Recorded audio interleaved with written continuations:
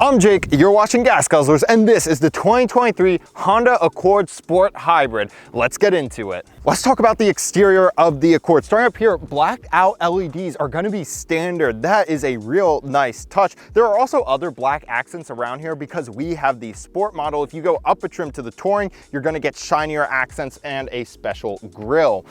Now, this vehicle has acoustic glass right here, or at least you'll get acoustic glass if you go for some of the higher end models. However, it's still gonna be a quiet ride because the new Accord has a thicker dashboard and more insulation in the carpet to keep the interior nice and quiet. We're gonna talk about some other noise reduction features when we get to the side. Taking a look at the side of the Accord Sport Hybrid, this is my favorite angle of it, especially with this radiant red paint and then the 19-inch blacked out wheels that the Accord Sport gets. Looks beautiful. This Accord also looks beautiful because they made a nice thin A-pillar, and that's going to greatly improve visibility when you're inside the vehicle. Now, I mentioned that noise, vibration, and harshness at the front. Honda has put a special resonator on the wheel in this vehicle. What that's going to do is it's going to reduce the noise, especially from expansion joints on bridges. Real cool feature there. Also, something special about the wheels on the Sport, you're getting slightly wider tires. You're getting 235s instead of the standard 225s. For reference, the 235s are also going to put you in line with the sportier versions of the Toyota Camry. At the back of the Accord, of course, it is all LEDs, and since we have the Sport, we get this little black spoiler and a black diffuser down here. Let's open up the trunk space. Now, because of a smaller power unit and a smaller kind of computer for the hybrid and non-hybrid versions of the Accord now have the same amount of cargo space. That's going to be 16.7 cubic feet of space, and of course, you can put the seats down nice and easy with a little tug back here. Under the hood, we're going to find a 2-liter 4-cylinder engine, but this is a hybrid, and it's a special upgraded hybrid system. This 4th generation of Honda's dual motor hybrid system has significantly cut down on emissions reductions compared to the prior generation. You're getting the fuel economy that shows it. You're getting around 44 on the highway, 51 in the city. Now that's thanks to a gas motor which makes about 146 horsepower combined with an electric motor that makes about 181 horsepower. Combined, it makes about 204 horsepower.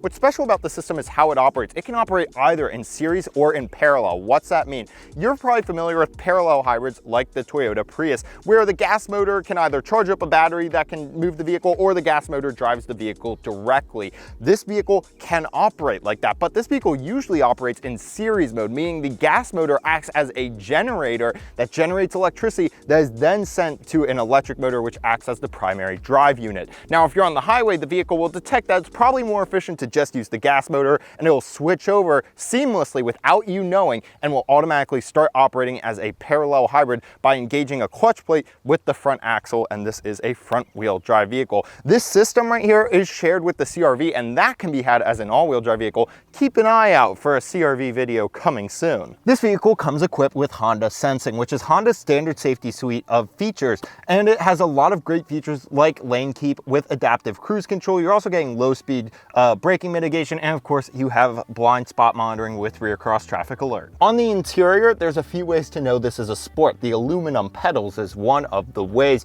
But all Accords get some very thoughtful features. First of all, the seats have been redesigned to reduce the number of posture adjustments you need to make so that you're not shifting all the time. Honda's added some pelvic support, and that's going to prevent movement in the upper body, and it's going to reduce fatigue as you're driving. Of course, this vehicle also has Honda's fatigue detection, where it will beep at you if it senses you're getting tired. Pretty cool feature there. The gear shifter has been angled towards the driver 5 degrees to allow for extra large cups in the cup holders, and this interior is just gorgeous. I love this honeycomb design up front. Real nice job from Honda. In the rear of the Accord, we have a pull down with cup holders, no pass through the middle. Also disappointing is no air vents and charging back here.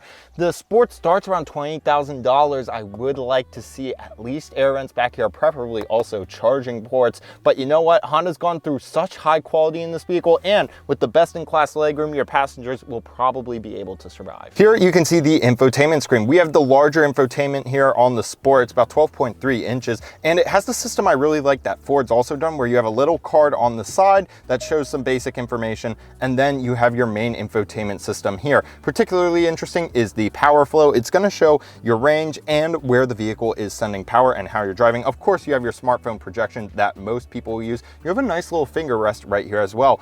I want to pivot your attention to the left right there. You'll see your digital driver's cockpit. Real sharp screen right there. It can be controlled from the steering wheel, and you can display, you know, your Honda sensing information and such there, but it's a real nice digital gauge cluster. We hope to have a bit more time with this car later in the year, and we'll take you for an in-depth tour of these systems. I am now joined by my co-host from Gas Guzzlers, Colin Hawkins. And Colin, the Accord Hondas, they are always known for being some of the better drivers' cars. The Accord has been Car and Driver's Car of the Year how many times in a row? Like 25. It's ridiculous. But you know what?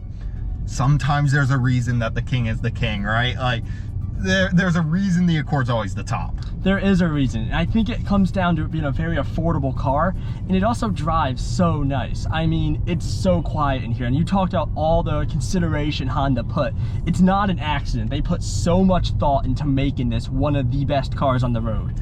Yeah, and you know, just getting in this vehicle, after getting in another brand, not even another brand of low quality, just an average other brand, and you feel how Honda's materials feel, how sturdy this thing feels put together.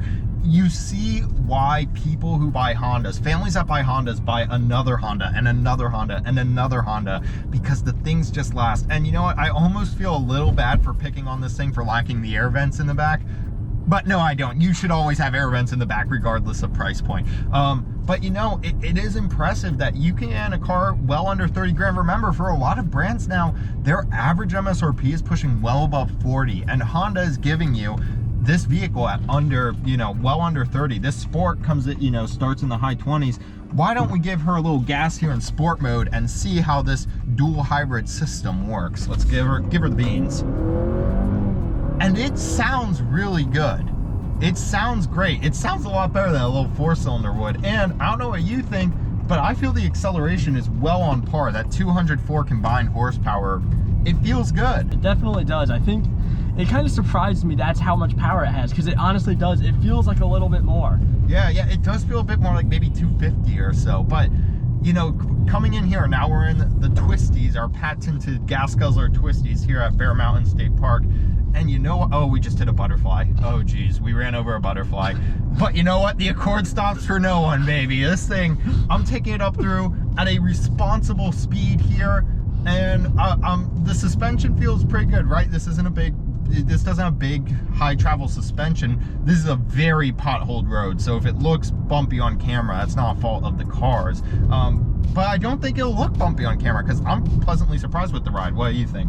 Yeah, taking these bumps a lot better than you think it would. I mean, a lot of the bumps that are really giving it issues give everything issues. I know the Cherokee we were in earlier got thrown by a few of these bumps. Yeah, and you know, the car's not being thrown sideways by the bumps. We're taking these turns pretty aggressively. The only complaint that I have from a driving perspective right now is that where the steering wheel is and where I like the seat the steering wheel blocks the speedometer for me.